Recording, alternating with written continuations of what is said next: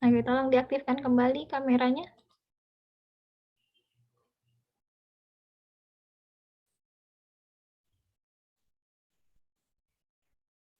Ada pertanyaan sampai tadi kita membahas tentang panas?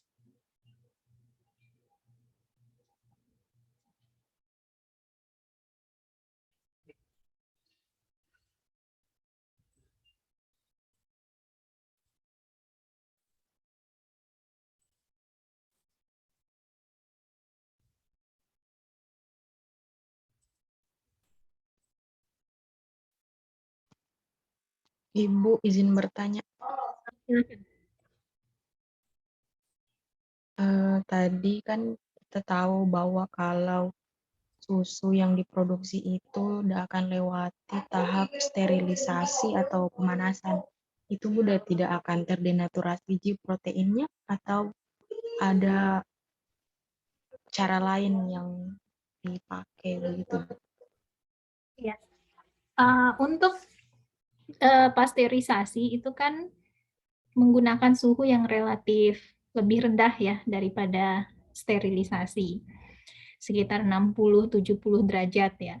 Nah, pada suhu itu untuk seperti beta laktalbumin gitu ya, itu tidak terlalu signifikan denaturasinya. Ada sebagian kecil dari protein itu yang terdenaturasi, tapi sebagian besarnya tidak berdampak. Tapi untuk imunoglobulin itu dia terdenaturasinya signifikan. Makanya tadi kalau misalnya kita mau yang tinggi imunoglobulinnya, maka jangan dilakukan pasteurisasi pada suhu 60-70 tadi itu.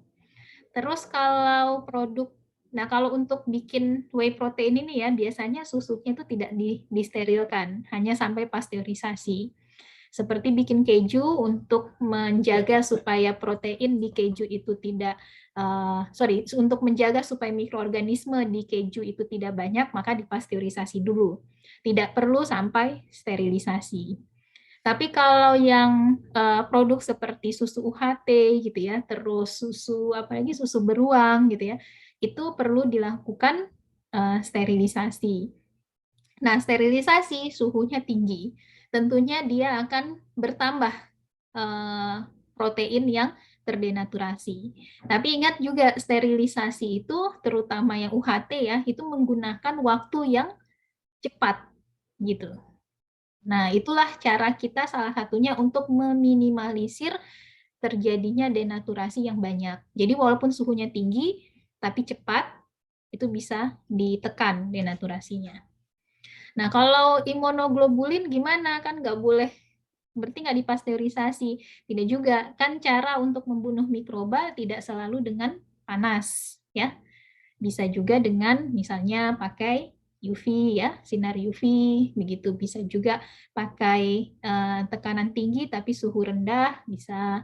Atau sejak awal susunya sudah rantai dinginnya itu dijaga. Jadi mulai dari sapinya kualitas bagus gitu ya, terus memerah susunya itu sudah bersih gitu, sehingga langsung ke pendingin mikroorganismenya tidak sempat untuk tumbuh. Itu salah satu caranya ya. Ada lagi pertanyaan?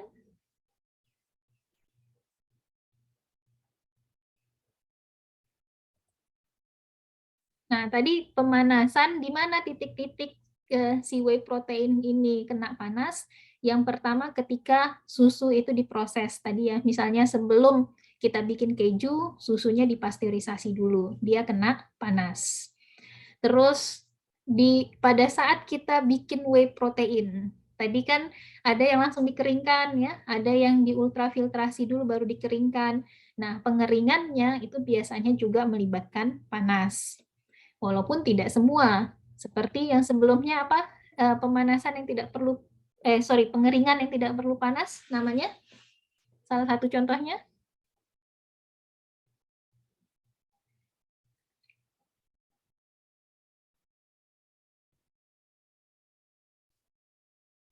Contoh pengering yang digunakan dalam untuk membuat protein powder ini, baik itu kasein, whey protein, protein kedelai, Dry, apa? dry. freeze drying ya. Salah satu yang tidak perlu pakai panas, freeze drying atau pengeringan beku. Tapi yang paling sering digunakan di industri pangan itu adalah spray dryer ya. Spray dryer, pengeringan semprot itu pakai suhu tinggi tapi waktunya singkat.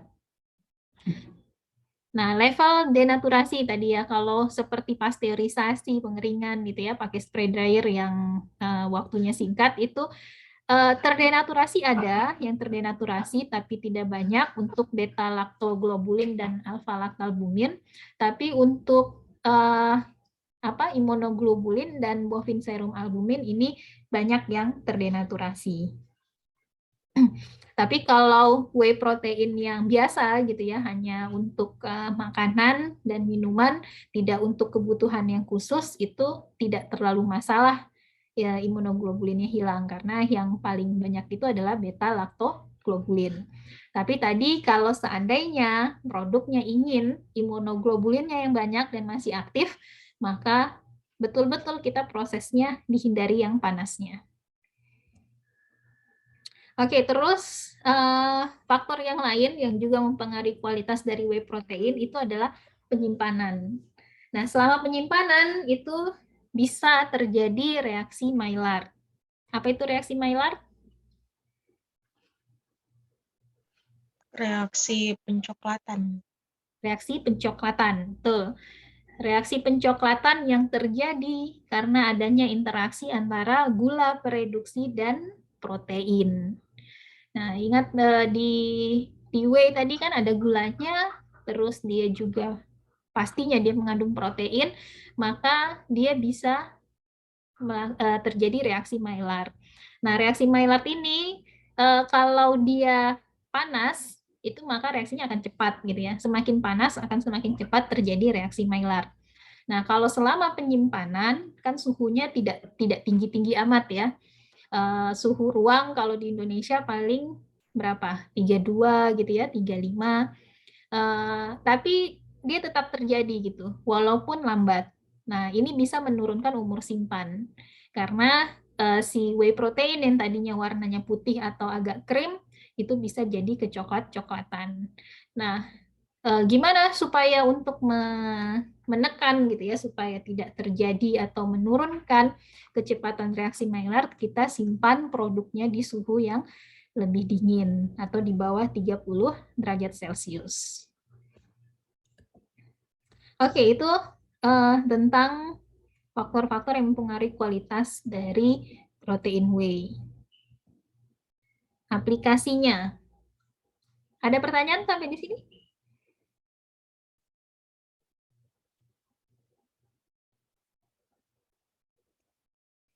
Oke, aplikasi seperti tadi yang sudah dijelaskan ya, banyak sekali di aplikasi di produk-produk kesehatan. Nah, contoh yang kita bahas di sini adalah yang formula bayi dan juga untuk sport nutrition ya, nutrisi untuk olahraga.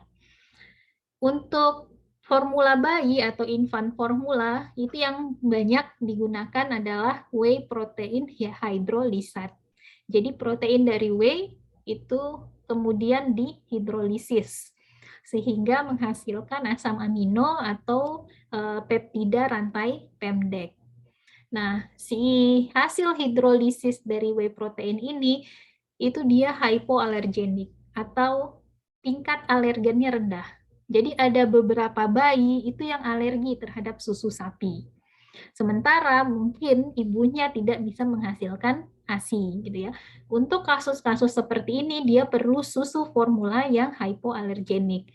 Nah, salah satu caranya untuk mendapatkan itu adalah dengan menghidrolisis whey protein.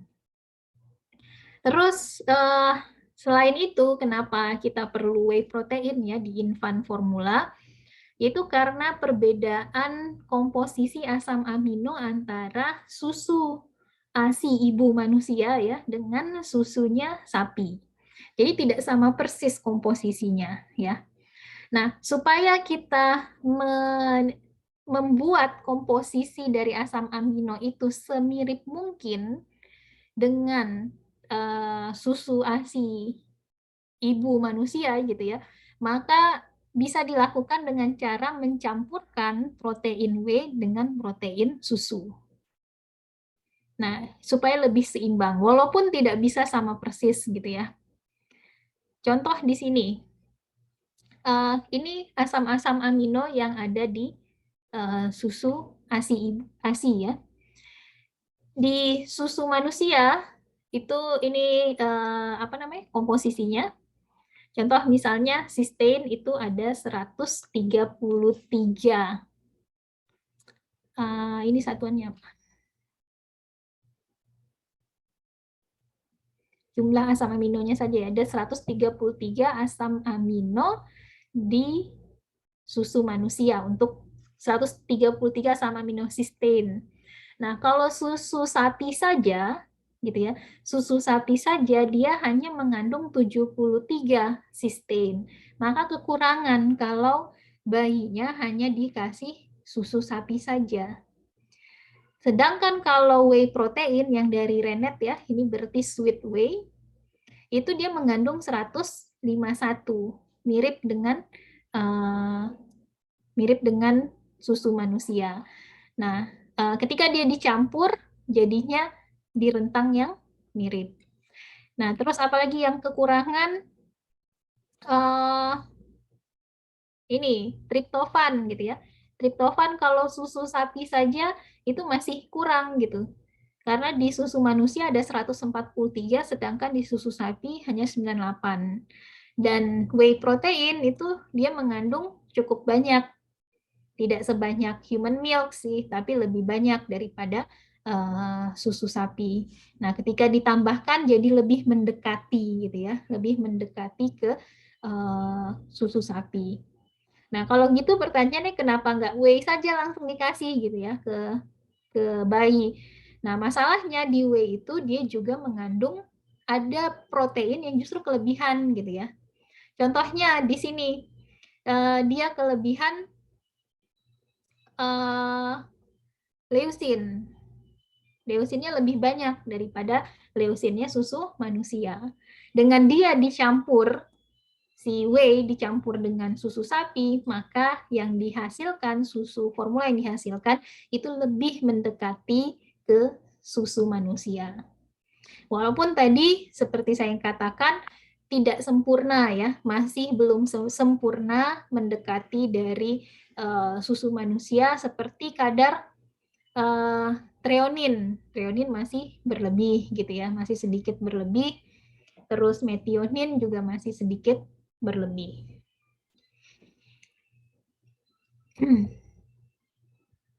Itu dua alasan penting ya kenapa diaplikasikan di susu formula bayi. Yang pertama untuk mendapatkan susu yang hypoalergenik untuk beberapa bayi yang alergi terhadap protein susu. Terus juga untuk menyeimbangkan komposisi dari asam amino sehingga kita bisa lebih menyerupai komposisi asam aminonya susu manusia dibandingkan dengan kita dibandingkan kita hanya memberikan susu sapi saja atau protein whey saja. Terus sport nutrition ya, ini banyak sekali. Seperti yang tadi saya perlihatkan gambar di awal ya, kalau kalian Google image, masukkan whey protein, pasti banyak sekali produk-produk untuk olahragawan, terutama untuk orang-orang yang bodybuilder ya, yang membentuk otot gitu. Kenapa? Karena si whey protein ini itu banyak atau kaya dengan asam amino rantai cabang atau BCAA ya. Contoh asam amino rantai cabang ini leusin, isoleusin, dan valin. Tadi ini merupakan asam amino yang terkandung di beta lakto, saya lupa lagi namanya. Beta laktoglobulin ya. Beta laktoglobulin. Nah, ini asam amino leusin, isoleusin, dan valin. Itu termasuk asam amino rantai cabang. Nah, asam amino ini itu diketahui gitu ya berdasarkan hasil-hasil riset bahwa dia baik untuk pembentukan otot. Nah, makanya kenapa binaragawan-binaragawan itu minum susu khusus gitu ya. Nah, susu khususnya ini banyak mengandung whey protein karena dia memang baik untuk pembentukan muscle atau otot. Terus juga si whey protein ini dia menghambat pengikatan atau otak untuk mengambil triptofan. Triptofan itu adalah asam amino yang menginduce atau membuat otak kita itu mengeluarkan serotonin. Serotonin itu hormon yang membuat kita jadi apa? Jadi nyaman gitu ya, ngantuk gitu. Jadi kalau orang yang mau rileks gitu ya, mau istirahat itu biasanya makan sesuatu yang bisa menimbulkan serotonin. Contohnya misalnya coklat hangat gitu ya, minum coklat hangat, minum susu gitu itu menghasilkan serotonin. Nah, kalau si whey protein itu justru dia menghambat. Sehingga apa? Jadi orang tidak mudah lelah. Nah, jadi kalau dia mau olahraga gitu kan ya butuh butuh tenaga supaya tidak mudah cepat capek gitu. Jadi minum si whey protein. Tapi kembalikannya ketika kita mau istirahat gitu ya, mau rileks, jangan justru kita ingin ada banyak serotoninnya. Oke, sampai sini ada pertanyaan? Kita karena mulai ini ya, jadinya udah mau jam 12. Ada pertanyaan tidak? Sebelum saya yang bertanya.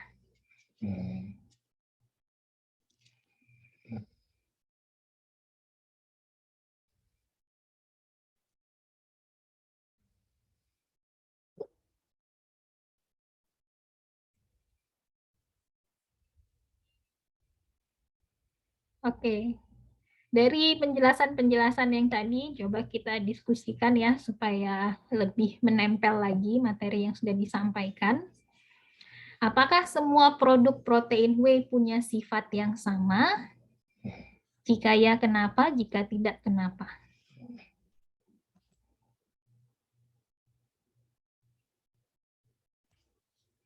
Yang bisa jawab, sebutkan nama dan NIM-nya.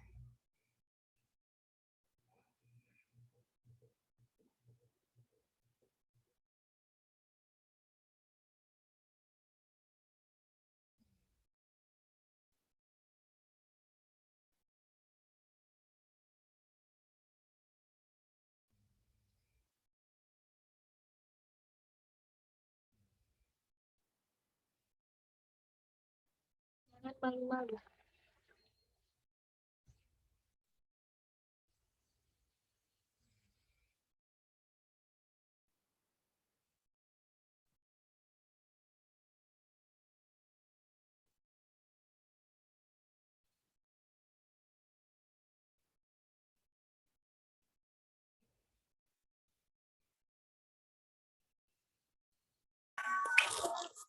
Saya, Bu.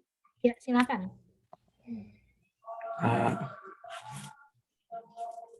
Saya, ya Bu, Herula Bu, NIM 038. Menurut saya Bu, beda karena dari yang dijelaskan tadi, protein whey itu adalah yang produknya mengandung laktosa setelah diolah, ada yang laktosanya dihilangkan, ada yang mengandung mineral juga Bu. Oke, ya. Itu salah satu alasan ya. Jadi betul bahwa tidak semua atau protein whey itu punya sifat yang berbeda-beda. Salah satunya tadi Herollah menyebutkan karena dengan metode yang berbeda itu menghasilkan komposisi whey protein yang berbeda-beda. Ada yang tadi laktosanya masih banyak, ada yang sudah sedikit, ada yang masih ada mineralnya, ada yang sudah sedikit. Selain itu, ada yang mau menambahkan? Ini saya tambah untuk nilai keaktifan ya. Kenapa kok sifatnya bisa beda-beda? Saya, Bu. Ya, silakan Sufiana. Karena bisa saja dari bahan awalnya, bukan setiap, kan whey protein itu misalkan dari jenis yang berbeda, misalkan dari susu sapi atau susu apa, dan konsumsi hewannya juga mungkin awalnya berbeda, bisa menyebabkan perbedaannya whey protein, Bu. Oke, bagus. Ya, sumber susunya ya, sumber susu yang berbeda itu akan memberikan komposisi yang berbeda, maka sifatnya juga berbeda-beda. Oke, bagus. Selanjutnya, kenapa panas bisa mempengaruhi sifat whey? Saya, Bu. Silakan, Saya, Bu.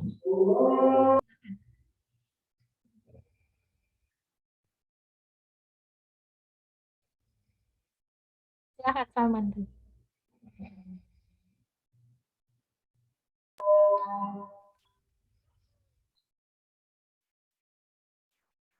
Karena protein whey itu gampang terdenaturasi, Bu. Gampang terdenaturasi.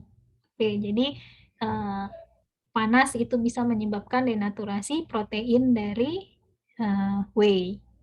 Oke, ada yang mau menjelaskan lebih detail lagi? Itu sudah tepat ya, sudah benar dia bisa menyebabkan denaturasi, tapi ada yang bisa mau menjelaskan lebih dalam apa yang terdenaturasi, apa yang lebih sensitif, denaturasinya seperti apa?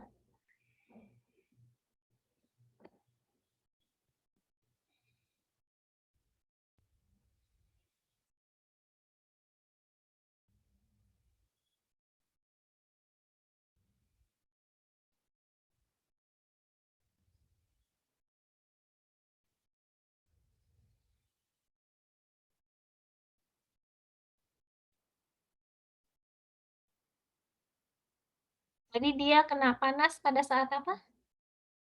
Pada saat apa saja?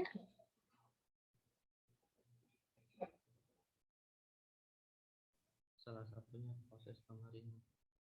Ini pengeringan ya, pengeringan dan juga di awal pemprosesan susu. Contohnya di pasteurisasi. Oke, ini tadi sudah terjawab ya, kenapa cara membuat protein whey mempengaruhi sifat whey. Tadi ada yang kalau hanya dikeringkan saja, maka masih banyak laktosanya. Kalau kita filtrasi, tapi yang baru hilang hanya laktosa, maka masih ada mineralnya. Kalau kita ultrafiltrasi, barulah banyak hilang baik mineral maupun laktosanya. Nah, kenapa whey banyak digunakan untuk produk kesehatan?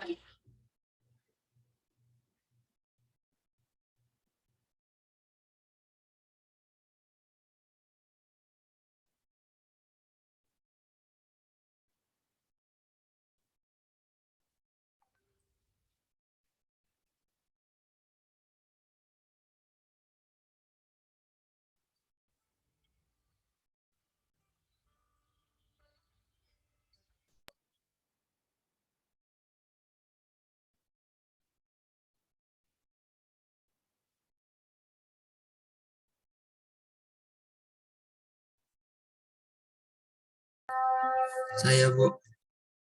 Siapa ini? Herula, Bu. Ada yang lain? Kalau Herula sudah saya catat tadi.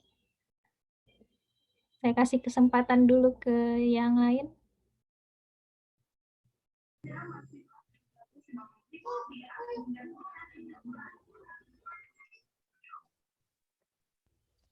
Kayaknya di kelas ini tuh yang bakal dapet A itu kita 5 orang kayaknya ya. Soalnya tiap minggu 5 orang itu terus yang suaranya terdengar. Yang lain kemana ini? Saya, Bu. Ya, silahkan Samsidar.